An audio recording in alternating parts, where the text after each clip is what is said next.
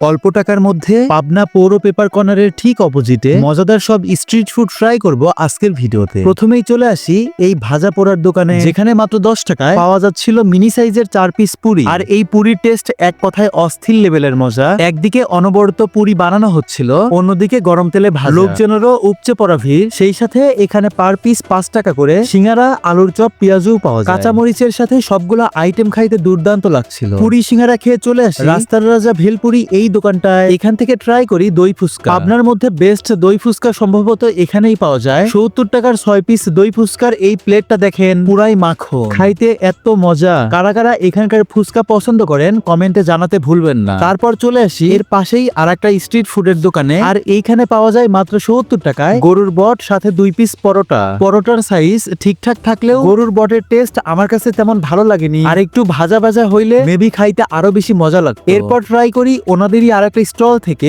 গরুর মাংসের হালিম, সেই সাথে ডালের বড়া। আর এইখানকার ডালের বড়া এত মজা। শীতের মধ্যে এই গরম গরম ডালের বড়া সত্যি বলতে একদম অস্থির লেভেলের জোশ ছিল। আর এইখানে গরুর মাংসের হালিমও পাওয়া যায়, যেটা আমি নিয়েছিলাম হাফ বাটি, দাম ছিল 30 টাকা। টেস্ট এভারেজ, আমার কাছে ভালো লেগেছে। তো গাইস, এখন আমার পেজে একটা ফলো দিয়ে ভিডিওতে যে কোনো একটা রিয়াক্ট দিয়ে দিবে। আজকে আমার ট্রাই করা কোন কোন স্ট্রিট ফুড আপনাদের কাছে সবচেয়ে বেশি ভালো লেগেছে কমেন্টে জানাতে পারেন। পরবর্তী ভিডিওতে আবার দেখা হবে। সে পর্যন্ত সবাই ভালো থাকবেন, সুস্থ থাকবেন। আল্লাহ হাফেজ।